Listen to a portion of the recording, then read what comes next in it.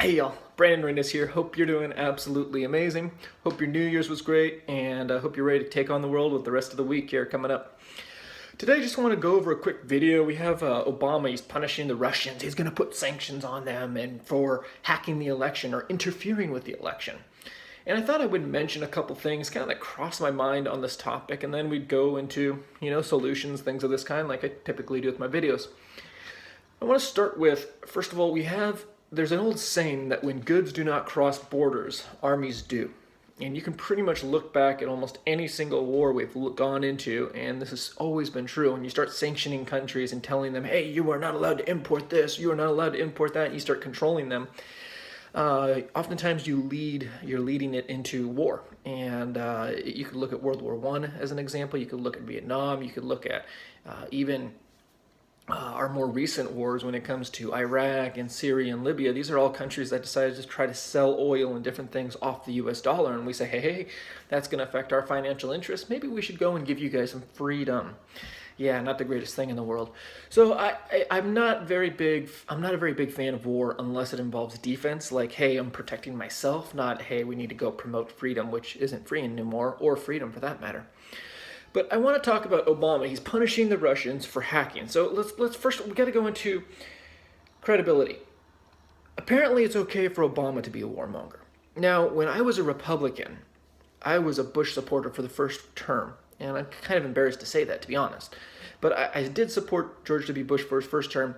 And I remember all the people out there, the anti-war people, while Bush was in office. And they had signs everywhere, and war is not the answer. What has Iraq done to us? And all these people. And of course, there's nut jobs in any group. So there's definitely nut jobs out there. I remember some of them would mock our troops and things like that. So there was definitely nut jobs. But a huge percentage of them didn't want war, didn't want us going to Iraq. And they would ask, what's the evidence? What's the evidence? And I'd be like, oh, well, Iraq, they broke 17 UN resolutions. What are we supposed to do, man? We have to protect our country.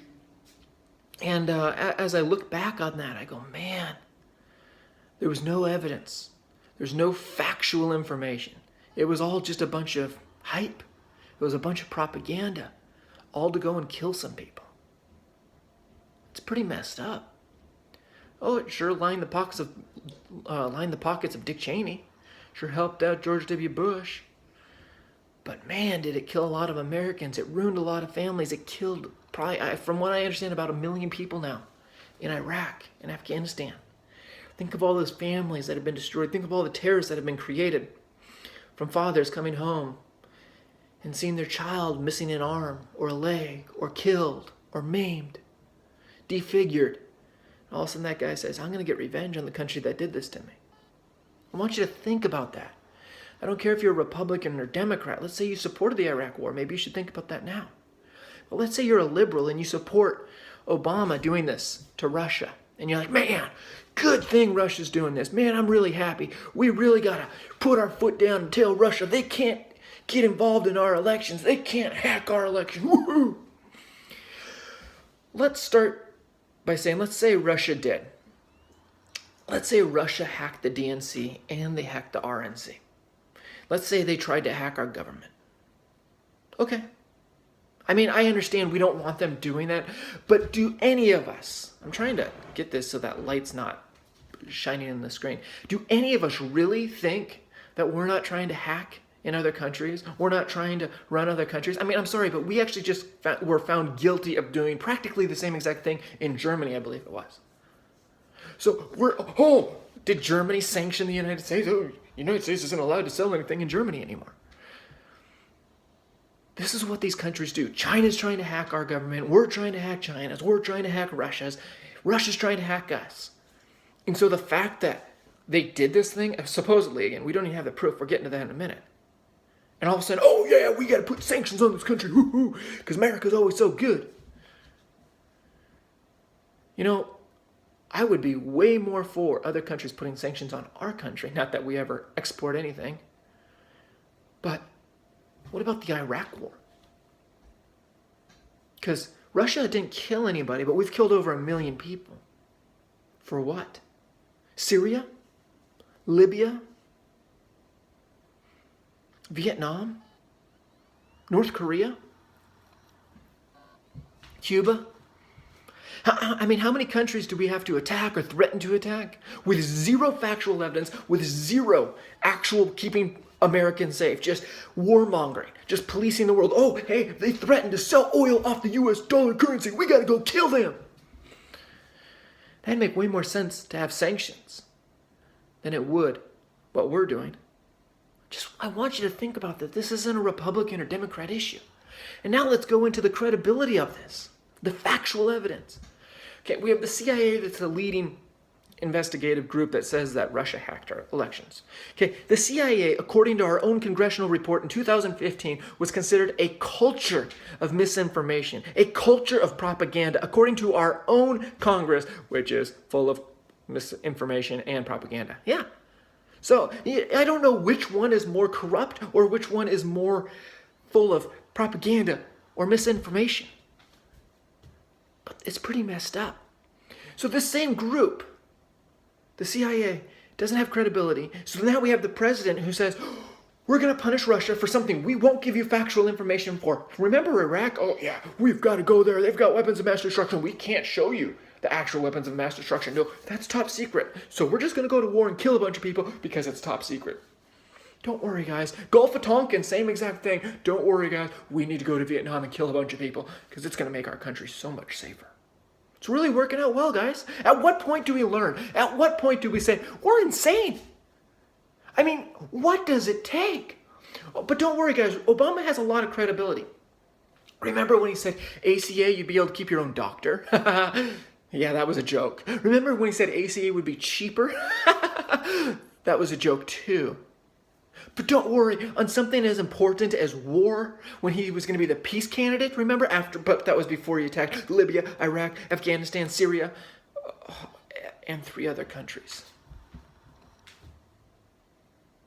That is our peaceful, credible president that we're going to listen to when we're possibly setting ourselves up with a warmonger situation with a nuclear power in Russia.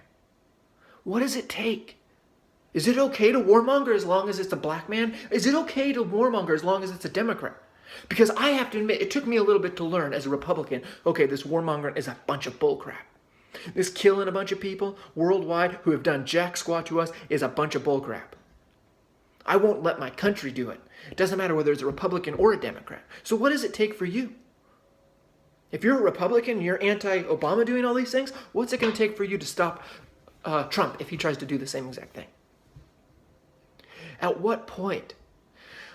When I go and I try to have solutions, the solutions oftentimes involve other people. This time it involves you. It involves you. You are not allowed. The only way that this happens is if you follow party lines. The only way this happens is if you go, hey, I'm okay with warmongering because it's a Democrat. I am only going to listen to propaganda. I am only going to brainwash myself because it's a Republican. I am only going to brainwash myself because it's a Democrat. That is the only way. If we as Americans actually stood for morals, hey, just protecting life in general, we wouldn't be in Iraq. We wouldn't have been in Vietnam. We wouldn't be in Syria. We wouldn't be in Libya. We should be able to just unite behind that basic thing. But because party principles are higher than our own morals and our own values, we can't even argue that we have morals and values when we are supporting our party destroying those same things. This comes down to us. It comes down to you. It comes down to me. And the reality is that we need to hold our own party accountable. We need to hold our own friends accountable. We need to hold ourselves accountable. And that is what it comes down to. I want factual evidence, and I want a doggone ton of it. If I'm going to possibly set myself up for war, if I'm going to punish somebody, I don't punish somebody on a whim or, hey, I'm going to punish these guys because I said they did something and I'm not going to show you factual evidence. Call me crazy, but I think I've learned from history. I've seen enough of this crap. At what point have you? No, I don't want Russia to have affected our elections. No, I'm not supporting that. But until I have factual evidence, I am not saying that these uncredible people are giving me credible information. I don't qualify as insane. If you guys want more videos like this, please hit subscribe, then hit the notification button. If you guys hate this video, give me a thumbs down. Tell me why. If you guys love the video, give me a thumbs up. Leave a comment. Appreciate it, guys. Thank you so much for the time. Hopefully you guys had an awesome New Year's. Peace out. Talk to you next time.